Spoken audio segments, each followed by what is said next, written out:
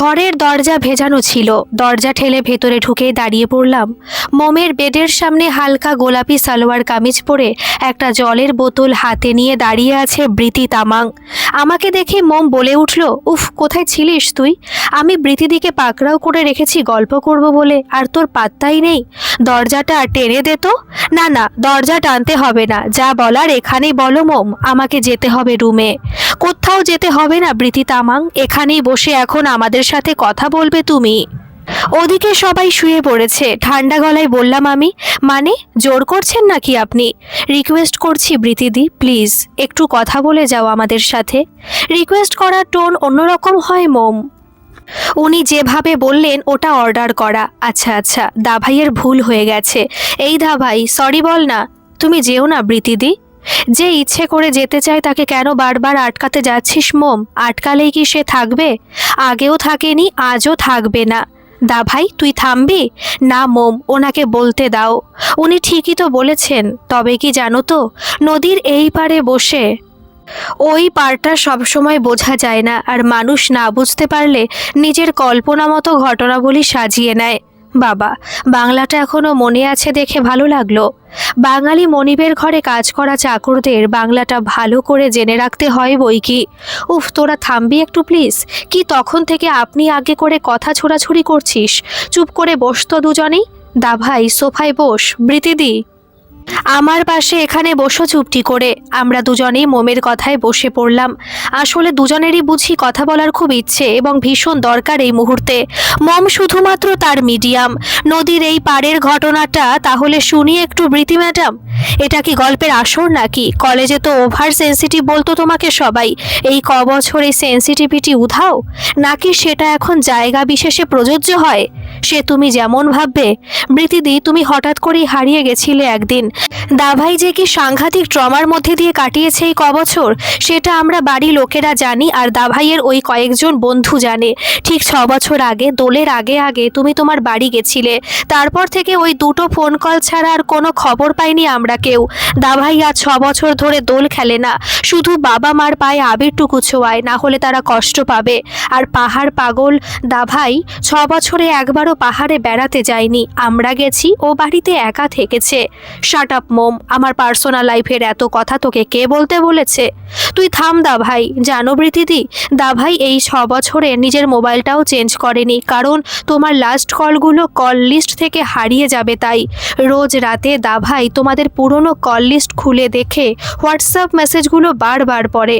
আজও অনেক রাতেও বিছানায় এপাশ ওপাশ করে ঘুমোয় না। আমি পাশের ঘর থেকে বুঝতে পারি সব। কোনো মেয়ে একটু কাছে ঘেঁষার চেষ্টা করলেও কি মারাত্মক বিরক্ত হয়ও।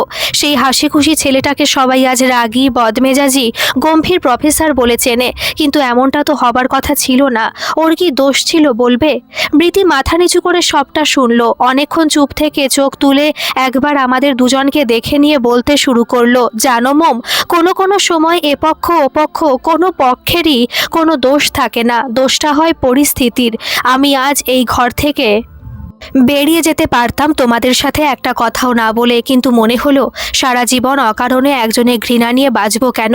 তাই আজ যখন সুযোগ এলোই, তোমরা সামনে এসেই গেলে আমার, তখন পুরোটা বলেই যাই। খুব বড় কিছু গল্প নয়, ছোটই, তবে পুরোটা শোনো প্লিজ। আর্য, সেদিন লাস্ট ফোনটা করে তোকে যা যা বলেছিলাম সেটা মনে আছে তোর? হ্যাঁ, অবশ্যই মনে আছে। কাকিমার অ্যাক্সিডেন্টটা সাজানো ছিল নাকি? বলেছিলি পরে বলবি, তারপরেই তো। হ্যাঁ, আমার মায়ের অ্যাক্সিডেন্টটা সত্যিই সাজানো ঘটনা ছিল। আমাদের বাড়িটা ছিল পাহাড়ের গায়ে, একদিকে রাস্তা, সেটা সামনের দিকে, আর বাড়ির পেছন দিকে কিছুটা জমি ছেড়েই নেমে গেছে পাহাড়ের ঢাল। ওই পেছন দিকের জমিতে আমার মা টুকটাক ফুল আর শাকসবজির চাষ করতো, যেমন আর সব বাড়িতেই করে ওখানে। আমার বাবা আর বড়দাদা মিলে প্ল্যান করে মাকে ধাক্কা মেরে ওই পাহাড়ের ঢালে ফেলে দেয় একদিন। মা হয়তো তখনই মরে যেত, কিন্তু পাশের বাড়ির একটা বাচ্চা মাকে ঢাল দিয়ে গড়িয়ে যেতে দেখে চিৎকার করে ওঠে। লোক জড়ো হয়ে যায়, আর তাই দাদাকে বাধ্য হয়ে মাকে তুলতে হয় ঢাল থেকে। মায়ের তখন জ্ঞান নেই। সবাই মিলে ধরাধরি করে লোকাল হাসপাতালে নিয়ে যায়। বাবা আমাকে ফোন করে জানায় মার অ্যাক্সিডেন্ট হয়েছে। আমি বাড়ি গিয়ে প্রথম 2 দিন হাসপাতালেই পড়েছিলাম। মায়ের শরীরের অনেকগুলো হাড় ভেঙে গেছিল, মাথায় চোট পেয়ে হ্যামারেজ হয়েছিল সাংঘাতিকভাবে। শহরের বড় হাসপাতালে নিয়ে না গেলে ঠিকমতো ট্রিটমেন্ট হওয়া সম্ভব ছিল না। ওদিকে বাবা আর এক পয়সাও বেশি খরচ করবে না মায়ের জন্য। আর তখন আমিও পড়াশোনা করতাম, আমারই টাকা পয়সা আসতো বাড়ি থেকে। মা রোজগার করে পাঠাতো, আমি আর কোথায় টাকা পাবো? কি যে অসহায় সময় গেছে সেটা। তোকে যেদিন ফোন করি সেদিন ভোরবেলা বাড়ি গেছিলাম একবার আমার মোবাইলের চার্জারটা নিতে, কারণ চার্জ তখন প্রায় শেষ। বাড়ির বাইরে থেকে বাবা আর দাদার কথা শুনতে পেয়ে আমি দরজার বাইরেই দাঁড়িয়ে পড়ি। শুনি বাবা আমাদের পাহাড়ি ভাষা দাদাকে বলছে, ধাক্কাটা আরো জোরে মারতে পারলি না? সারাদিন তো গিলেই চলেছিস, খাবারগুলো গতরে লাগে না? এখন এই আধমরাটা বেঁচে গেলেও পঙ্গু হয়ে আমাদের ঘাড়ে বসে খাবে। যেটুকু রোজগার করতো সেটুকু তো আর আসবে না, উল্টে আমারই প্যান্ট ঢিলে করে দেবে খরচের ঠেলায়। ওদিকে আবার শরণকে কথা দেওয়া আছে, ওর থেকে অনেকগুলো টাকা মিলবে শাদিটা করিয়ে দিলে, সেটাও তো আটকে যাবে। ধাক্কা মেরেছে মাকে, টাকার জন্য শাদি করাবে কার? মাথার মধ্যে জট পাকাচ্ছিল প্রশ্নেরা। মনে হচ্ছিল তক্ষুনি হাতে যে কটা টাকা আছে নিয়ে কলকাতা পালিয়ে যাই, কিন্তু নারী টান যে বড় টান, মাকে মৃত্যু পথে দেখেও কি করে পালাই? তারপর মনে হলো কলকাতায় গিয়েই বা লাভ কি?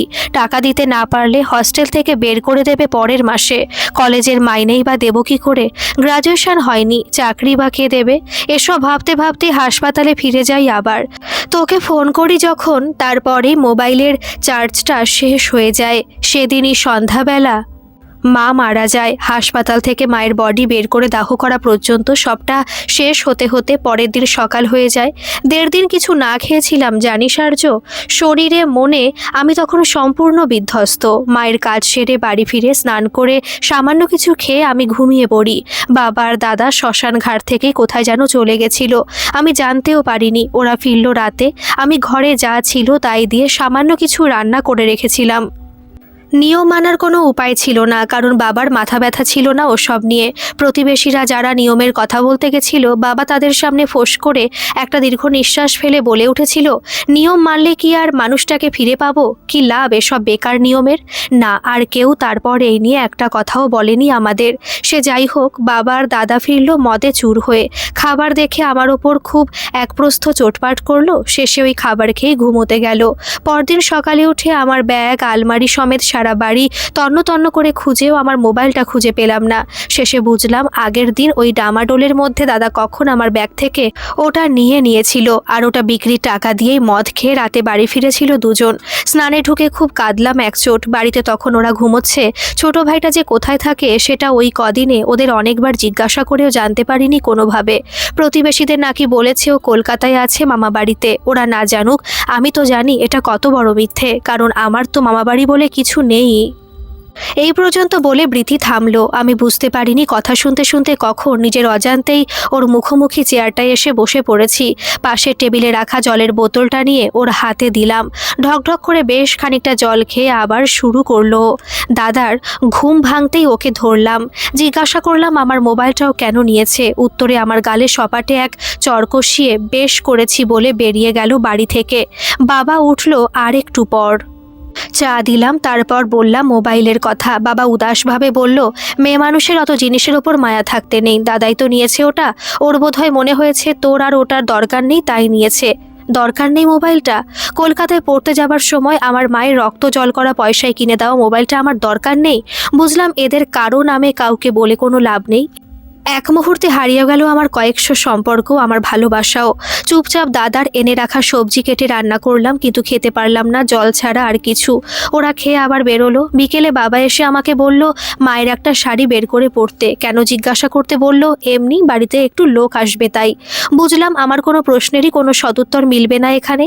অগত্যা শাড়ি পরলাম, চুল বাঁধলাম। বেশ ঠান্ডা পড়েছিল, তাই একটা চাদর জড়িয়ে পাশের বাড়ির নিনির সাথে দেখা করলাম গিয়ে। নিনি আমার চেয়ে 2 বছরের ছোট, কিন্তু সেই বছর উচ্চ মাধ্যমিক দেবে। ওর সাথে আমার সবচেয়ে বন্ধুত্ব ছিল ছোটবেলা থেকে।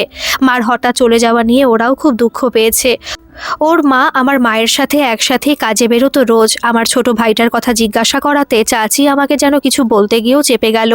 একটু পরে দাদা এসে ডেকে নিয়ে গেল আমায়। গিয়ে দেখি ঘরে 3-4 জন লোক বসে। তখন গিয়ে জানলাম জামাল বলে একজনের সাথে আমার নিকা হবে। তখনই কিছু বোঝার আগেই হিন্দুর মেয়ে মুসলমানের বউ হয়ে গেলাম হঠাৎ করে। হ্যাঁ, প্রতিবাদ করেছিলাম, কিন্তু কটা চড় থাপ্পড় খাবার পর আর মুখ খুলতে সাহস হয়নি। বুঝেছিলাম শরণ নামের যে লোকটার নাম বাবার মুখে শুনেছিলাম সেদিন, সে আসলে দালাল, মেয়ে জোগাড় করাই ওর কাজ। বাবাকে অনেকগুলো টাকা দিয়ে জামাল আমাকে কিনে নিয়েছিল স্মরণের মারফত। জামাল চা বাগানে কাজ করত, আমাকেও ঢুকিয়ে দিল সেই কাজে। কাজে গিয়ে দেখলাম এখানে অনেকে মেয়েদের বিয়ে করে এনে কাজে ঢুকিয়ে দেয়, আর বিবির পাওনা পয়সাগুলো দিনের শেষে নিজেরা হাতে করে গুনে গেঁথে নেয়। এক একজনের তো আবার একটার বেশি বউ, যেমন জামালের ছিল 4টে আমাকে নিয়ে। এক এক রাত এক একজনের ঘরে কাটাতো পালা করে, আর পালা করে সবাইকে মেটাতে হতো ও নৃশংস শরীরের খিদে, আর সহ্য করতে হতো অকথ্য অত্যাচার।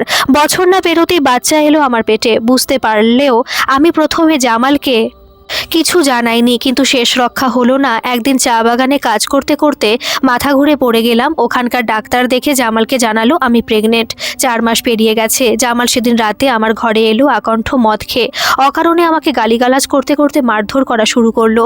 কিন্তু সেদিন শুধু হাত দিয়ে নয়, পা দিয়েও। আমি কিছু বোঝার আগেই ওর একটা লাথি সজোরে এসে পড়লো আমার তলপেটে, তারপর আরও একটা।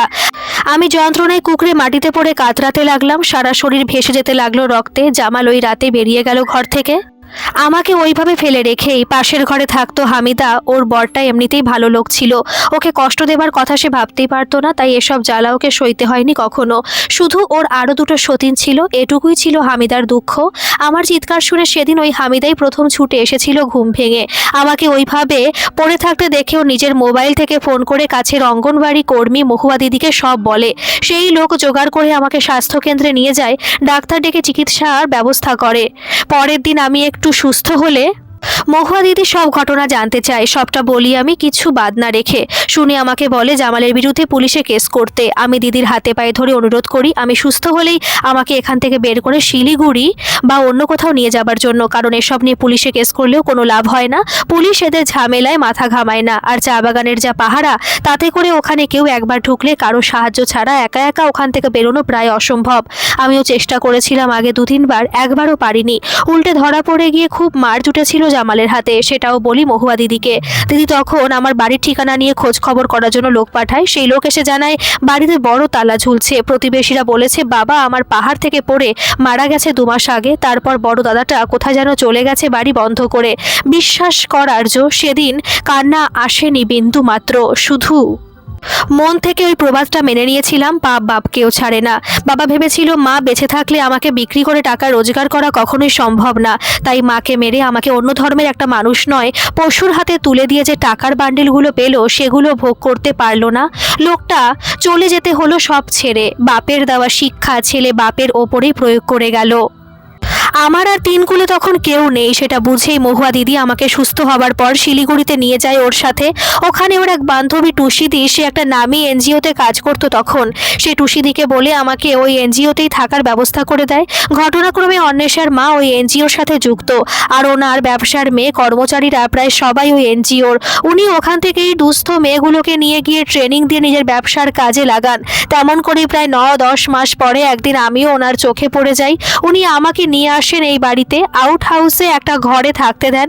আমি খুব অল্প দিনেই কাজ শিখে ফেলি। উনিও আমাকে খুব বিশ্বাস করতে শুরু করেন। তারপর সারাদিন ওনার হাতে হাতে ব্যবসার কাজ করা, 3 বেলা এ বাড়ির অন্ন ধ্বংস করা আর রাতে শুতে যাওয়া, এই আমার কাজ। এর মাঝে 2 বার ম্যামের সাথে কলকাতা যেতে হয়েছিল। নিউ টাউন বলে একটা জায়গা আছে না রে, ওখানে একটা মাঠে মেলা হয় প্রতি বছর, বিরাট মেলা, কত লোক। বারবার মনে হয়েছে তখন, ইস তোর সাথে যদি একটিবার দেখা হতো, একবার তোকে জিজ্ঞাসা করতে পারতাম আর্য আমায় মনে পড়ে তোর। কিন্তু না, ততদিনে কলকাতার রাস্তাঘাট সব ভুলে গেছি আমি। তোর ফোন নাম্বার তো সে কবেই হারিয়েছি, বাড়ির অ্যাড্রেসটাও আর মনে ছিল না। তাছাড়া সকাল 10টায় মেলায় ঢুকে স্টল সাজানো, রাত 9টায় মেলা শেষ হলে স্টল গোছাতে গোছাতে রাত 10:30 তো বেজেই যেত। তার আগে পরে আর কোথায় বা যেতাম। একদিন শুধু ম্যাডামের এক বন্ধুর বাড়ি যাওয়া হলো, উনি আমাকে নিয়ে যেতে বলেছিলেন। সেদিন ট্যাক্সিটা কলেজের পাশে দিয়ে যাবার সময় আমি 2 চোখ ভরে আবার কত বছর পরে কলেজ বিল্ডিংটাকে দেখেছিলাম আমার জীবনের সেরা সময়গুলোর সাক্ষীকে। আমি ভালো আছি আর্য, এখন খুব ভালো আছি। ওরা আমাকে খুব ভালোবাসে। আজ সকালে মোমকে দেখার পর থেকে খুব মন আনচান করছিল। তোকে একটিবার চোখের দেখা দেখতে বড্ড ইচ্ছে করছিল, কিন্তু সেই ইচ্ছে যে এইভাবে পূরণ হবে এটা এটা অপ্রত্যাশিত ছিল, এমন ঘটনা না ঘটাই উচিত ছিল। এই পর্যন্ত বলে থেমে গেল বৃতি। আমি বুঝতে পারছি আমার গলার কাছে সেই পুরনো ব্যথাটা বড্ড কষ্ট দিচ্ছে আমাকে এই মুহূর্তে। মোম কাঁদছে, ও বেচারি এত কষ্টের কথা শুনতে পারে না একদম। আর বৃতির চোখ ভর্তি জল, অসময় সাদা হয়ে আসা চুল, ভাঁজ খেয়ে যাওয়া চোখের কোণ, কিন্তু মুখের ভাব সেই আগের মতোই শান্ত নিষ্পাপ। আমি কোনো এক অন্য শক্তির প্রভাবে চেয়ার থেকে উঠে গিয়ে ওর পাশে বসলাম। ও ছিটকে উঠে দাঁড়াতেই আমি ওর একটা হাত শক্ত করে ধরে উঠে দাঁড়ালাম। ওকে বললাম, এদিকে আয় বলে ঘরের লাগোয়া ব্যালকনিতে গিয়ে দাঁড়ালাম ওকে নিয়ে।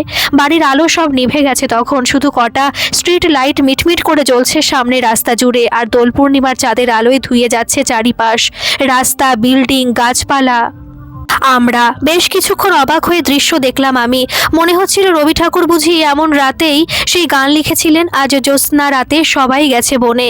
বেশ খানিকক্ষণ পরে ওকে বললাম, দেখ বৃতি, সেই কলেজের ফার্স্ট ইয়ার থেকেই দোলের দিনটায় আমাদের জীবনে কিছু না কিছু ঘটনা ঘটেছে। ফার্স্ট ইয়ারে দোলের দিন তোর সাথে প্রথম দেখা, সেকেন্ড ইয়ারে শান্তিনিকেতন খোয়াই তোকে প্রপোজ, আর থার্ড ইয়ারে দোলের ঠিক 3 দিন আগে তোকে হারিয়ে যাওয়া। তারপর তো আবার জীবন থেকে 6টা দোল হারিয়েই গেছে। এই বছর মোম আমাকে জোর করে এখানে ধরে না আনলে বাকি জীবনের সবকটা দোলই বুঝি আমার থেকে হারিয়ে যেত। আবার এই দোলেই এবছর তোর সাথে দেখা হলো, কি অদ্ভুত সংযোগ না? বৃতি মাথা নিচু করে দাঁড়িয়েই আছে পাথরের প্রতিমার মতো। এলোমেলো বসন্তের হাওয়ায় ওর কানের পাশের চুলগুলো উড়ছে। বেশ ঠান্ডা লাগছে বাইরে। আমি ডাকলাম ওকে, বৃতি, এই বৃতি তামাং। বলছি তোর চুলটা এখন অনেকটা বড় হয়েছে তো। আমি কিন্তু এখনো চুলে ক্লিপ দিয়ে পলাশ ফুল লাগিয়ে দিতে পারি ভালো করে, আর পিঠে কনুয়ের গুঁতো সহ্য করতে রাজি আছি বাকি জীবনের জন্য। ভেবে দেখ, অবশ্য আমার কি, তোরই লাভের জন্য বললাম। এমন অফার বারবার আসে না কিন্তু লাইফে। তুই একেবারে বদলাসনি না রে। হেসে ফেলেছে বৃতি এবারে। এতক্ষণ এই প্রথম ওকে হাসতে দেখলাম আমি। সে তো তুইও বদলাসনি একটুও। সেই মাথা নিচু করে দাঁড়িয়ে থাকিস কথা শোনার সময়, আর এত বছরেও সেই আস্তে কথা বলার অভ্যেস ছেড়ে একটুও ঝগড়ুটে হতে পারলি না। আমি কিন্তু এখন বেশ গম্ভীর প্রফেসর, দরকার মতো খুব বকাঝকা দিতে পারি মানুষকে। হ্যাঁ, তার নমুনা তো দেখলাম, যা চাচালি নিজের বোনের ওপর। ইস, সরি রে, খুব জোরে চেঁচিয়ে ফেলেছি না? আসলে বড্ড ভয় পেয়ে গেছিলাম। এই তুই আমাকে উত্তরটা দিলি না যে বড়। তুই প্রপোজটা করতে আর শিখলি না, দরকার নেই শেখার। যার বোঝার সে তো বুঝে গেছে, এবার উত্তরটা দে। আর্য, এটা নিয়ে আর মজা করিস না প্লিজ। তোকে সবই তো বললাম আমার ঘটনা। আমার জীবনটা তছনছ হয়ে গেছে একরকম। হাবুডুবু খেতে খেতে কোনোভাবে এইখানে এসে ঠেকেছি। ম্যাডাম এসব জানলে কি ভাববে? আমাকে তাড়িয়ে দেবে হয়তো কাজ থেকে। আর তোর মনে হয় এসব জানার পরেও, আমার এই প্রায় বুড়িয়ে যাওয়া চেহারাটা দেখার পরেও তোর বাবা মা আমাকে মেনে নেবে? কখনো না, কোনো দিনও না। তার চেয়ে এই যে তোকে সব জানাতে পারলাম, একবার চোখের সামনে কাছ থেকে তোকে দেখতে পেলাম, এটাই আমার পাওনা। জানিস বৃতি, আমার বাড়ির সবাই বছরে একবার পাহাড়ে যায় ঘুরতে। আমি না গেলেও যাই, মা আজও সব পাহাড়ি জায়গায় গিয়ে খোঁজার চেষ্টা করে তোকে, জানার চেষ্টা করে ওই এলাকায় বৃতি তামাং বলে কেউ আছে কিনা। আমরা মাকে বকি, কথাই শোনে না কোনো। আর তোর মনে হয় ওই মানুষটা তোকে সামনে পেলে মানবে না? বাবা তো খুশিতে যে কি করবে যখন জানতে পারবে তোকে খুঁজে পেয়েছি। কে জানে। না করিস না বৃতি, লাইফ সেকেন্ড চান্স সবাইকে দেয় না, তোকে আর আমাকে দিয়েছে। এটা নষ্ট করবি? করিস না প্লিজ। আমি ঠিক বুঝতে পারছি না আমার কি করা উচিত। ম্যাডামকেই বা কি বলবো? সে কাকিমাকে বলার দায়িত্ব আমার। তুই শুধু হ্যাঁ বল। কিন্তু আর কোনো কিন্তু না প্লিজ। দা ভাই ঘরের মধ্যে থেকে ডাক দিল মোম। হ্যাঁ বল। আমরা ঘরে গিয়ে দাঁড়ালাম ওর সামনে। বলছি যে আমার আগের ক্যাবলা দাদা ভাইয়ের সাথে তোমাকে তেমন মানাবে না বলে আমি মনে করতাম তখন, কিন্তু এখনকার এই রামগরুড়ের ছানাটাকে তোমার পাশে বেশ লাগছে। মোম, মার খাবি কিন্তু, বড্ড ফাজিল হয়েছিস। দাদা ভাই, টেবিলের ওপর আবিরের প্যাকেটটা পড়ে আছে দেখ। অন্বেষা তোকে আবির দিয়ে একটা প্যাকেট ওখানেই ফেলে গেছে। বৃতিদের কপালে একটু আবির ছুঁয়ে দে। ইস, আমি কি তোদের ওই বলিউডি সিনেমার আমির খান শাহরুখ খান নাকি? খুব বাজে প্লট বললি এটা। বেশ, বাজে তো বাজে, কিন্তু দোল পূর্ণিমা চলে গেলে আবার একটা বছর অপেক্ষা করতে হবে এর জন্য। না না, এবার আর 1 বছর টছরের গল্প নয়, তার আগে আমি ব্যবস্থা করছি। দাঁড়া, কি করবি তুই আর্য? এখন বলবো না, আগে আগে দেখো হোতা হে কেয়া। দুজনে একসাথে ব্যালকনিতে দাঁড়িয়ে সকাল হওয়া দেখলাম জীবনেই প্রথমবার। মোম ঘরে ঘুমিয়ে কাঁদা। আমি বৃতির কাজ শুয়ে বললাম, তোকে পাশে নিয়ে আমি সকাল দুপুর সন্ধে রাত এমন এক জায়গায় দাঁড়িয়েই কাটিয়ে দিতে পারি। বৃতি আলতো হাসলো, শুধু কিছু বলল না। সকালে ব্রেকফাস্ট টেবিলে কাকু কাকিমাকে সবটা খুলে বললাম। প্রথমটা হতভম্ব হয়ে গেলেও খুব খুব খুশি হলেন দুজনেই। কাকু তো এক পা এগিয়ে বলেই দিলেন, বিয়েতে কনে পক্ষ হিসাবে ওনারা তো থাকবেনই, সাথে ওই এনজিওর সবাইও নিমন্ত্রিত থাকবে। আর বউ ভাতে কনে পক্ষ হয়ে ওনারাই যাবেন কলকাতায়। মোম সাত সকালে মাকে ফোন করে সব বলেছে। কাকু ফোন করলেন আমার বাবাকে ব্রেকফাস্টের পর। সব জেনে মা আমাকে যত তাড়াতাড়ি সম্ভব বাড়ি ফিরতে বলল। বৃতিকে ছেড়ে ফিরতে মন চাইছিল না, আসলে ভয় হচ্ছিল যদি আবার হারিয়ে ফেলি, কিন্তু কাকিমা কিছুতেই ওকে আমাদের সাথে ফিরতে দিলেন না। আমি বারবার রিকোয়েস্ট করাতে কাকু বললেন, তোমার বৃতি আমার এই বাড়ির সিন্ধুকে যত্নে গচ্ছিত রইল, সময় মতো আমরাই তাকে স্বস্থানে পৌঁছে দেব না হয়, এটুকু বিশ্বাস তো আমাদের করতেই পারো নাকি। তারপর আর কি, ধুমধাম করে না হোক হই হই করে 2 মাস পরে মে মাসের পচা গরমে বিয়ে হয়ে গেল আমাদের। মায়ের অত বছর আগের বলা কথাটাকে ঠিক ছিল? বৃতি সত্যি খুব যত্নে আগলে রেখেছে আমাদের সকলকে। অন্বেষাদের বাড়িটাই আমার অলিখিত শ্বশুর বাড়ি এখন, কারণ বিয়েতে বৃতির সম্প্রদানটা কাকুই করেছিলেন। তাই যখন তখন আজকাল ডুয়ার্স চলে যাই, থাকা ফ্রি, সাথে জামাই আদরে খাওয়া দাওয়া। আর মোম, সে এখন আমাকে চেনে না, বৃতিকে পেয়ে তিনি উড়ছেন। 1 বছর প্রায় হতে চলল, ভবিষ্যতে কি আছে জানি না, তবে সামনেই দোল। আর এবারে আমাদের শান্তিনিকেতন যাওয়াটা ফাইনাল, বাবা মা মোম সবাইকে নিয়ে। আপনারা আসবেন নাকি? দেখা হবে তাহলে। শুধু পূর্ণিমার রাতে খোয়াইয়ের ধারে আসবেন না প্লিজ। ওই সময়টুকু শুধু আমার আর বৃতির কিছু স্বপ্ন পূরণের জন্য রাখা থাক না হয়। গল্পটি কেমন লাগলো অবশ্যই কমেন্ট করে জানাবেন, আর ভালো লাগলে একটা সাবস্ক্রাইব করে আমার পাশে থাকবেন। ধন্যবাদ।